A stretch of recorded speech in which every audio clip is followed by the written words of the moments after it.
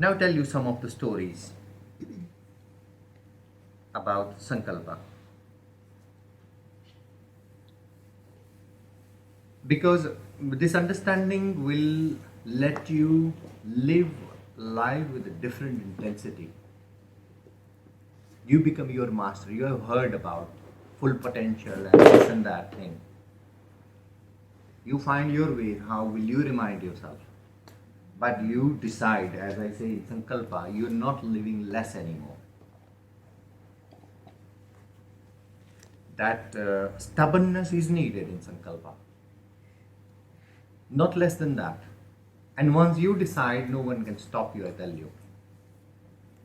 Nothing in this world which you cannot achieve. Mahatma Buddha. You know Buddha, right? All of you? Yeah. Best friends. Yeah.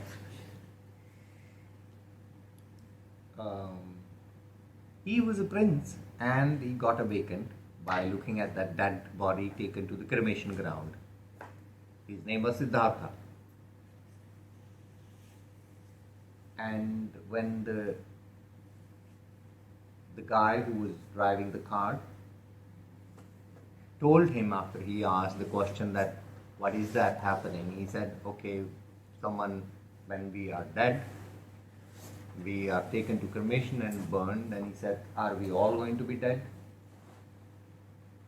The guy said, yeah, it's a normal thing. Everyone who is born is going to be dead. But Siddhartha, the prince, never have seen or felt that this is possible, because the father kept him away from all those things.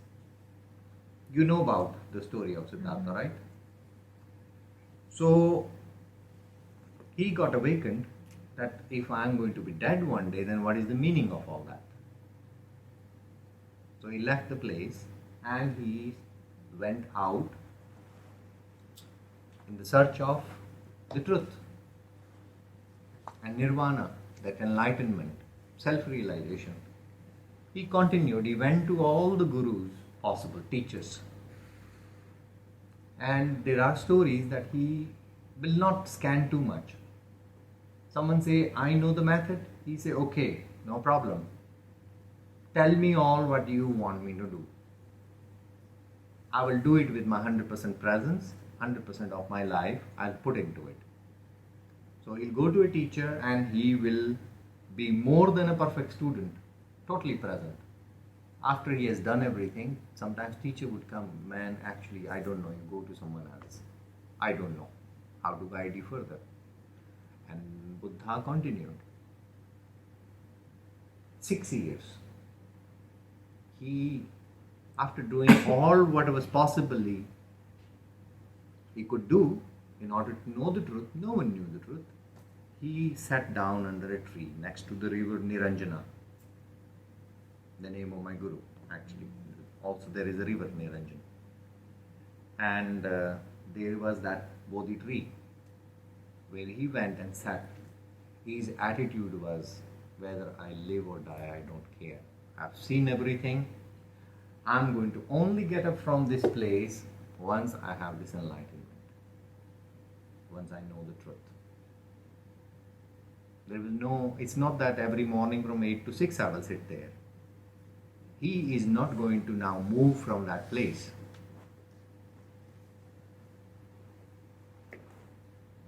Whether knees are broken or back is broken and hunger is taking place, or he is getting weaker, or he would die with the thirst, there was no assistant who will give him the water that you meditating for the last 12 hours, have a glass of water. No. And once, the moment he had that attitude, soon after that, I don't know how many days, there are many things. Someone says 4 days, 5 days, 10 days, 7 days, I don't know what, whatever was the day. But what is important here is his attitude.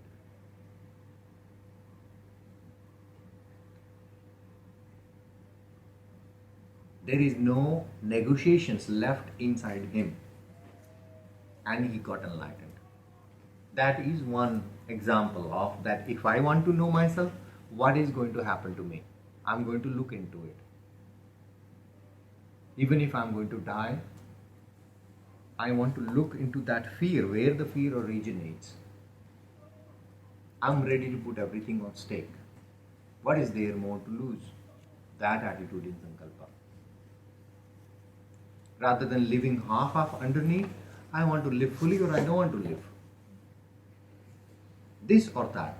So that is one Buddha story give me that inspiration, that attitude that okay, now neither he is looking that maybe now, let me check one more teacher. Or maybe another 6 months I should do that meditation. Now he tried everything. That does not mean everything was finished. He could have continued. But now he says, enough. Done. Decision is made now. If it exists, it will come to me.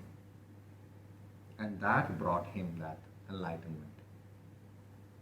So Buddha story 1. One more story according to the same, how human attitude should be there towards life. Couple of stories and couple of real examples I have seen. There was this story I liked it very much. You know the city of Pompeii? There was this volcano eruption. And when the heat was coming towards the village, everyone is running to save their life and collect the valuables. So town was a normal town before that. So there is everything like a town should have. Bakeries and the shops and the guards and police and caretakers and all those components were there. But now once the fire is reaching the town, everyone is running and collecting and saving their lives. But there was this one guy who was a policeman or a guard or whatever was the form, whose job was to stay in that square in the town to maintain guard look. He was on the night duty. And he's standing there because he's on duty. He joins his night shift 12 o'clock and it's midnight when people are running. And he's still standing on his duty. People said, what are you doing? He said, I'm doing my duty. He said, forget about duty. Now there is no duty. Now pick up your stuff and run. And his duty was to really guide people here and there and see what he could do in his duty. He says, look, I am the soldier. If I am the soldier, I'm going to stay here till 6 o'clock because then my duty ends. People said, you've gone crazy. He says, this is the moment when it will be my real test, whether I'm a real soldier or not. And the story says, and the people say that this guy did not move from that post. He got burned alive there.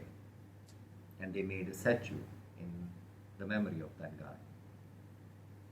This one is really that attitude comes in. What an attitude of, what you believe in. That even that could not shake you. Rest all went. There is no statue in their memories. So I heard the story and I was really like, there are people like that.